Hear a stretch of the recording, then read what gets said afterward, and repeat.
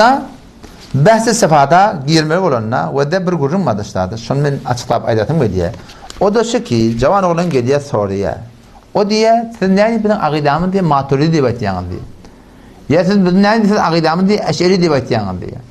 Siz neyini bilin akidamın İmam Adam'dan almayat diye batıyanın. Bilin akidamın İmam Adam'ın akidamı diye batmayatınız. O da Müslümanların şu sorun odunu soru var da, meğer İmam Adam peygamber mi ki biz akidamın İmam Adam'ın akidamı diye batıyalım? İmam Adam peygamber de ki. Aslında aytmasa ne? Bizim akidamız Allah veren peygamberin aydanına oraya. On gelip istadı biz akidamız ne diyor? İmam Adam'a oraya demeli. Ve eğer Maturidiye demek doğru da olsa akidamız da biz akide İmam Adam'a oraya demek de doğru olmuyor da. O nezir İmam Adam ki peygamber de. Ve de şunu düşünme burada Müslüman doğun. Kişilerle kim akide yerlidir. Akide tahavi deyiptir. Akide Maturidi deyiptir. Yaşanan mıdır? Yani kim? Şu akide tahavi da şey. Akide-i Tahavi'nin metinine geliyor. İmam Tahavi rahmetullahi aleyh ki geliptir akide yattır kitapta. Şunu nereden yattır? Şu an ben diyeyim, yefen ettim. Ama bizim akidamız akide-i Tahavi'ye oraya diyor. Ne mi manası oluyor? İmam Tahavi rahmetullahi akideti Allah bilen peygamberin Ebu Hanife rahmetullahi aleyh'ine ters mi? Yok. Nelekim edayettir. Hada ma ravahul imam Ebu Cabir Tahavi في ذكر بيان اعتقاد أهل السنة والجماعة على مذهب فقهاء الملة أبي حنيفة النعمان بن ثابت الكوفي أبو يوسف يعقوب بن إبراهيم الأنصاري وأبي عبد الله محمد بن حسن الشيباني رضوان الله تعالى عليهم أجمعين وما يعتقدون من أصول الدين ويدينون به لرب العالمين. İmam Tahavi aydan kefi. Min ödünün yadamak deyip dursun. Hop. Eylen İmam Tahavi min ödüm yadamak deyip şunu aytışalak. İmam Mansur Maturidi rahmetullahi aleyh de gelip de var akıyım şiidatları ödünün düzen dadı yok Müslüman doğunum. İneleken ve de El-Akide ve İlmel Kelam diyen kitapta Seffeyi Ponsedo Şessizine Molana Zahid Kavsiri rahmetullahi aleyh ve İmamul Huda Ebu Mansur Maturidi radıyallahu anhu ve sair el-aimme bana tevdihat delail ala mesaili tilker resail. İmam Azam rahmetullahi aleyh beşen akide kitabı İmam Maturidi rahmetullahi aleyh şu meseleni bana tevdihat delail. Şu İmam Adam'ın delaillerini açıklamadan süreyim diye neme dayanni ala mesaili tilker resail. Şu İmam Adam rahmetullahi aleyhin 5 tane akide kitabı şunu dayandı diye. Kema cera ala dalikel İmamul Mujtehid Ebu Cafer el-Tahavi fi kitabihi. İmam Tahavi rahmetullahi aleyh İmam Adam akidesini, Ebu Yusuf rahmetullahi aleyhin akidesini ve İmam Muhammed rahmetullahi akidesini açıklamalı olanlar o da neme dayandı diye şöyle 5 tane kitaba dayandı.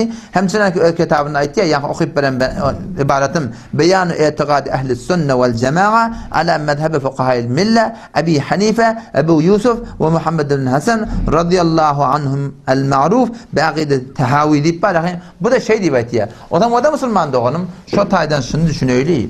Ki vakti gelip bir ait ya ben akiden maturidi. Ya bir de bir akide tahavi biliyesiye. Ya ben fıkıh ekberi biliyen ya. Ben hiç gayet birbirine terste. Belki şun hemmeti bir kep. Belki her zamanın ödüne göre bir sürü mesele cilitler peş gelip de şunu açıklanıp şol at bilen fakat maruf olup durur. Başı isatlar o. Hemzirani köyde bir tane mesele akli vereyim. Düşünecek adam düşünür, düşünmeyecek adam ne mi? O peygamberde var düşünmeyaptır o. Ben şu an benden sorusuyla biri. O çadım soruyor. Sen neresi diye. Ben kötükçü diyen. Kötükten ben çıkıp gitiyen. Bariyan nere? Akkala var yani. Akkaladım bir soruya. Balı sen neresi diye. Ahuna ben Simi şehri diyen. Sonra ben bu mantıkadan çıkıyan. Gitiyen Tehran'a. Bir benden soruya sen neresi diye. Ben Gülistani diyen. İran'da mı çıkıp gitiyen? Bir benden soruya sen neresi diye. Ben İrani diyen. Şu cevabın hiç sayıda birbirini tertemiz Müslümanlığı. Ben akidem İmam Adam demektim.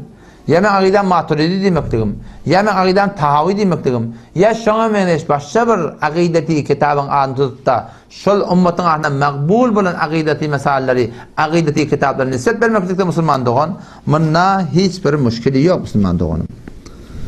O zaman şuna meneş de başta da inerlekem akide-i Maturidi deyip Molla Sedullah Ekberi Muhammed bin Abdurrahman el-Hamis diyen adamın kitabından Usulüddin diyen bir kitabı işte da şundan kategori edip şu cüzvani sayfa-i 570 yakından çıkarttır. Şunda da inerleken merakım ne kadar bahsayı kelami bahsleri ne kadar mezmun bahsayı kelami girmeliler falan baba.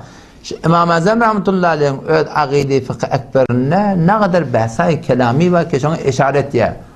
Cesimde falan ne deyip İmam Azam rahmetullahi aleyh inelekim fıkh ekberine mesela asıqab edip durar Müslüman doğan. Şu aşağında behsayı kelami var ki o zamanlı öz zamanına ora edafa olmakında bir edafa gurrum bulmadan eşareten yaşanan mengesvar akhim bir delaleten geçip gidipdirler. Ama berdeki doğraki ulamalar şol mebahisin bunyadını oran birsi behsayı kelamini öz hatta kadarına şu kadar ki ne metille mucesseme, müşebbehe, cehmiye ve şuna galat aqidalan evne durmadan şimdi mettre şondan istifade ettirdi. Hemçine kiden görüyorsun orada şu vat ulema ehli vel cemaat tamam kurunu gözeştede ilmi kelamdan nehyedildir. Ama aya bizim selef-i salamın Maturidi'den nehyedildir mi? Eş'ari'den nehyedildir mi? Kurun şu mutune. Eş'ari Maturidi rahmetullahi aleyh bir rahimahumullah bunlar gelipdirler şöyle besay kelamiden hatta zaruret Aqaide ehli ve cemaati yani şubahatla ona cevap vermekten istifade ettirler Müslümanlar.